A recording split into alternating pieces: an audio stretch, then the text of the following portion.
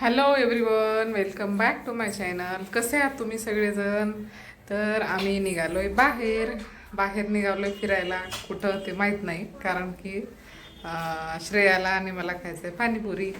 आता एक निमित्त आहे श्रेयाच्या डॅडीला बाहेर काढायचं. काय लुटायचं हो, लुटायचं काय तरी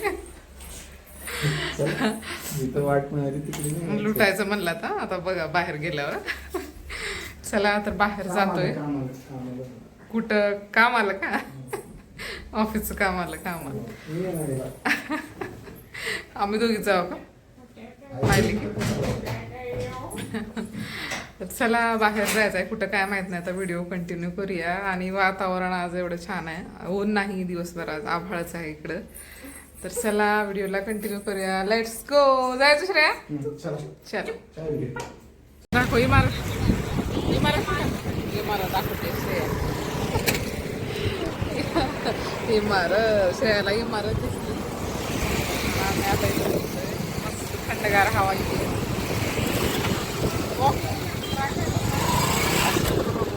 पुण्यामध्ये काय कुठं शांत वाटलं, थंड वाटलं तिथं लोक लाईनच बसते. आवाज येत नाही.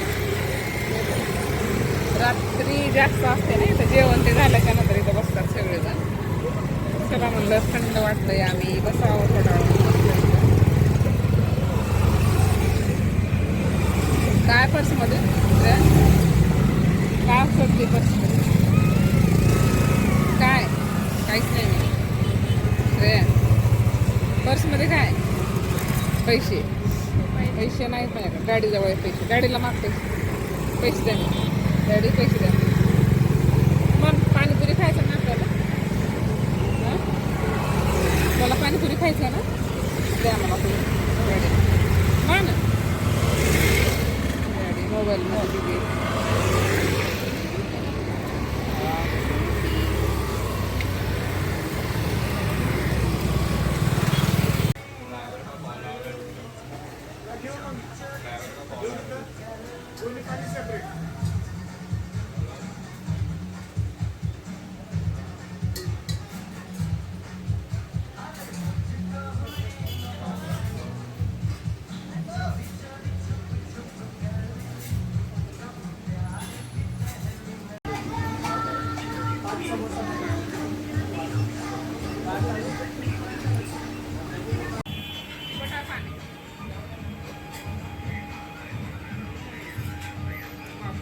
तिखट आहे का? थोडं गोड टाकून आणू का? थोडं गोड टाकून आणू. गोड टाकून आणू पाणी. हा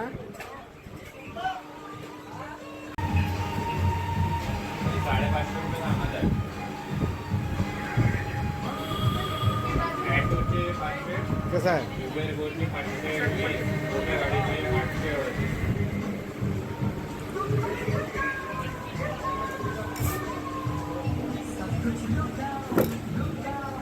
मला सांग का?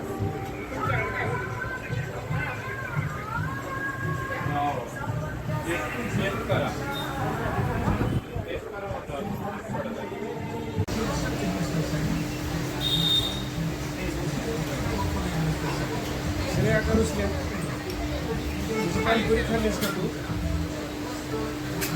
माझ्या बाळाची पाणीपुरी खाल्ली तू रुसल्या. खाल्या शरीर सांगण्याच्या खाल्या.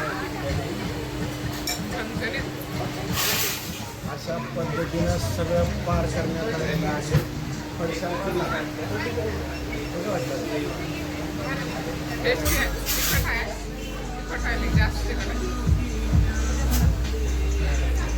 पाणीपुरीचं पाणी चाललंय तिकडं. पहिलीच पाणीपुरी खाते तिकडं आहे.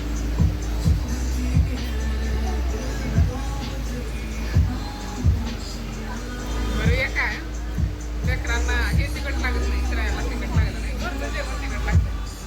ते काय घरचं जेवण टेस्टी राहील.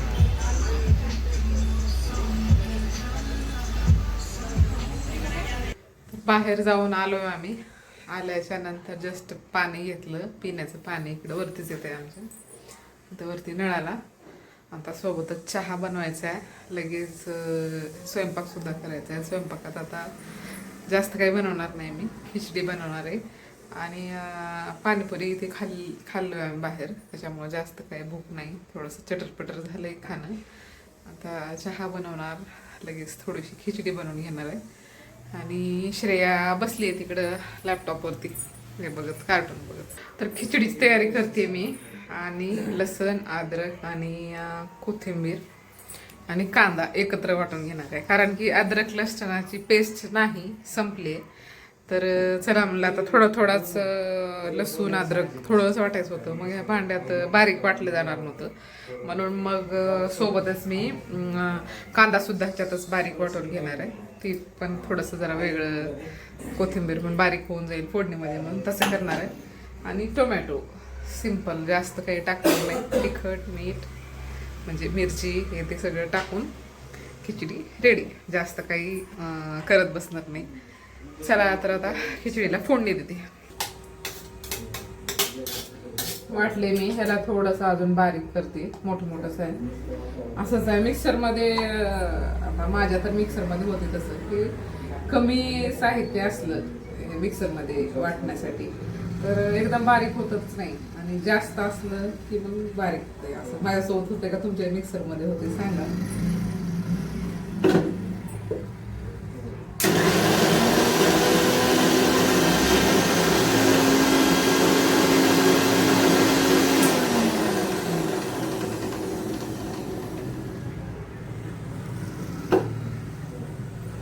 झालंय आता बऱ्यापैकी बारीक, आणि मोठं छान लागतंय ह्याला खिचडीला. कांदा थोडा मोठा राहिला याच्यामध्ये, टोमॅटो कट करून घेतलाय.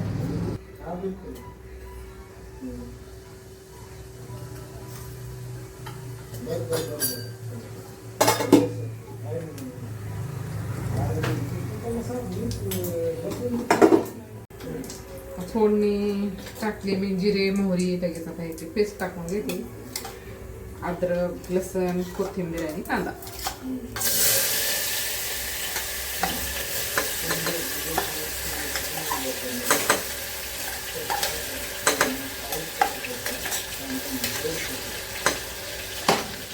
आणि बाहेर मी चाट खाल्लाय, चाट एकदम चटपटीत असा छान टेस्टी होता, त्याच्यानंच माझं पोट फुल भरले, म्हणून आता जास्त जेवायची काही इच्छा नाही माझी, म्हणजे थोडंसं खिचडी खाल्ले तर खाईल.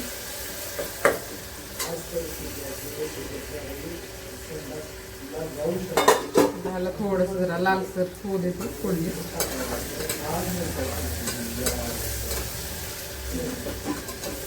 लगेच आता टोमॅटो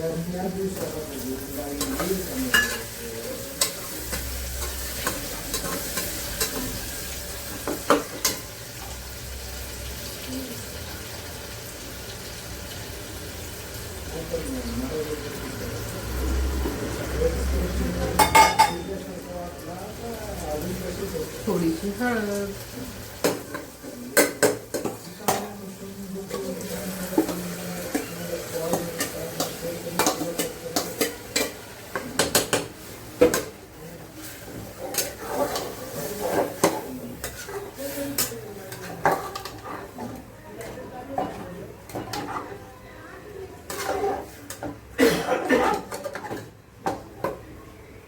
तर दिले फोडणी मी खिचडीला, आता रेडी होईलच.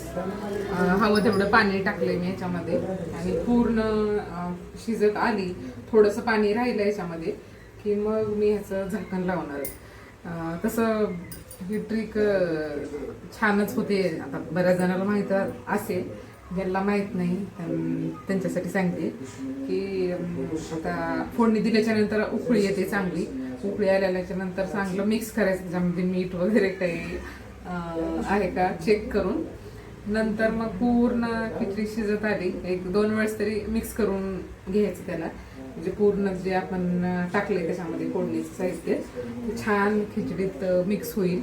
नाहीतर कुकर लगेच आपण टोपण लावून ठेवलं की बघा वरती येते सगळं शिजलेलं, म्हणजे मधलं जे साहित्य आपण टाकले ते पूर्ण वर येते, खालच्या साईडला काहीच राहत नाही.